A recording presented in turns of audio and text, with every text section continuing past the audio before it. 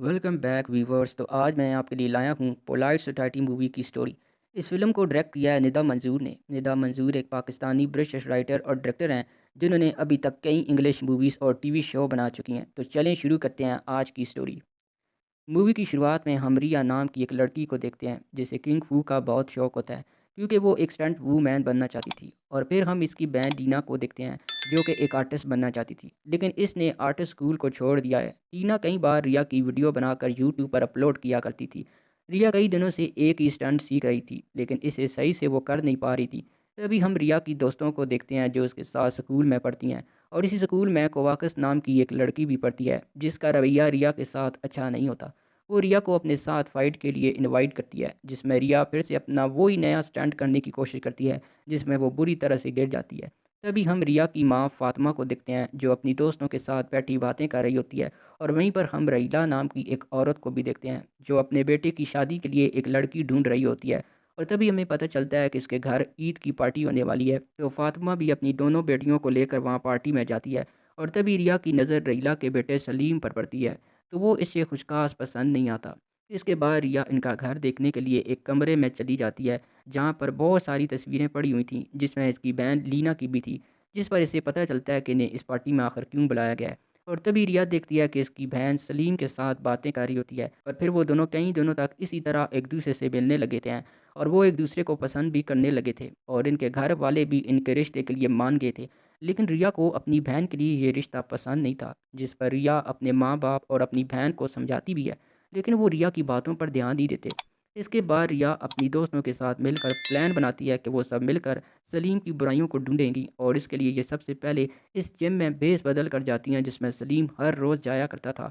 वहाँ रिया देखती है कि सलीम अपने लॉकर में अपना लैपटॉप रख कर वहाँ से चला जाता है, जिसके बाद रिया इसके लॉकर में से लैपटॉप निकाल लेती है और इसका डाटा चेक करने पर इन्हें इसमें से कुछ खास नहीं मिलता, बल्कि इन्हें पता चलता है कि सलीम ने तो बहुत से बच्चों का इलाज किया था। इसके बाद रिया रात को सलीम के घर चोरी से जाकर इसके घर की छानबीन करने लगती है। तभी इसे इसके बेडरूम में से एक लड़की की तस्वीर मिलती है जिसका मतलब सलीम की पहले शादी भी हो चुकी थी। तो इस सबूत के साथ रिया अगले दिन अपने पेरेंट्स और सलीम और इसकी माँ के सामने इनका राज फाश करती है। तब सलीम बताता है कि ये इसकी बीवी थी जो कि अब मर चुकी है क्योंकि इसके ड्राइवरी के दौरान ही इसका हार्ट अटैक आ गया था। ये सुनकर रिया इससे माफ़ी मांगती है। इसके बाद रिया की माँ रिया को समझाती है कि इसे इस तरह इनकी जासूसी नहीं करनी चाहिए थी और इसे अब रईला से माफ़ी मांगनी चाहिए। जिसके बाद रिया कुछ गिफ्ट लेकर रईला के घर पर चली जाती है। तब रईला इसे अंदर ले जाकर ज़बरदस्ती वैक्सीन करने लगती है जो हद से ज़्यादा तकलीफ़देह था। तो रिया इनसे बचकर वहाँ से भागने लगती है और तब वो भागते भागते बेसमेंट में चली जाती है जहाँ एक कमरे में सीक्रेट लैब बनी हुई थी।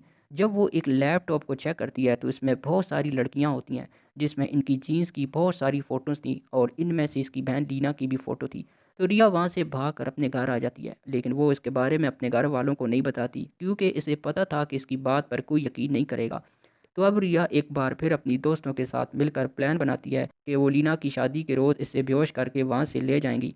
अगले ही दिन वो अपनी दोस्तों को लेकर अपनी बहन की शादी पर चली जाती है और शादी पर एक हिंदी गाने पर डांस करने लगती है, जबकि इसकी दोस्तें लीना को चाय देने के बहाने से इसके कमरे में चली जाती हैं, जिस पर लीना इन्हें पहचान तो लेती है लेकिन इसी वक्त वो दोनों इसको बेहोश कर देती हैं और इसे ट्रॉली में छुपा कर वहाँ से ले जाने लगती हैं। दूसरी तरफ रिया का डांस भी ख़त्म हो गया था और रीला को इस पर शक होने की वजह से वो फ़ौरन जाकर लीना के कमरे में देखती है, तो वहाँ लीना नहीं होती। तो रीला रिया को पकड़ लेती है और इसे लीना का पूछती है कि वो कहाँ है, लेकिन रिया इसे कुछ नहीं बताती। तब रीला रिया को बांध कर बताती है कि वो लीना की कोक का इस्तेमाल करके अपनी तरह की एक क्लोन बनाना चाहती है ताकि वो अपनी ज़िंदगी और जी सके।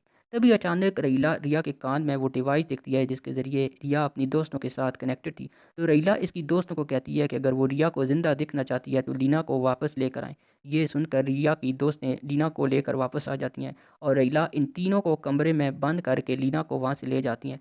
लेकिन तभी थोड़ी देर बाद रिया की स्कूल की वही दोस्त आकर इन्हें कमरे से बाहर निकालती है। दूसरी तरफ सलीम और लीना की शादी होने वाली थी, लेकिन तभी रिया एंट्री मारते हुए इस शादी को रोक देती है और सबको रईला और उसके बेटे की असलियत बताती है। लेकिन रईला मौका देकर इस पर बंदूक तान लेती है। तभी पीछे से रिया की माँ फातिमा रईला पर हमला कर देती है और फिर दोनों बहनें वहाँ से भागने लगती हैं। वो दोनों चकमा देकर बाहर तो आ जाती हैं लेकिन बाहर रईला सामने खड़ी होती है।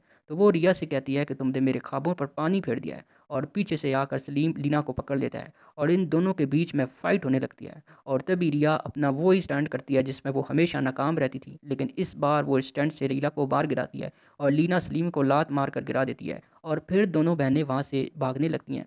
तब रिया कहती है कि काश मेरे पास कैमरा होता तो मैं ये सब रिकॉर्ड कर लेती। तो तभी लीना गाड़ी रुकवा कर रिया की वीडियो बनाने लगती है और मूवी यहीं पर ख़त्म हो जाती है।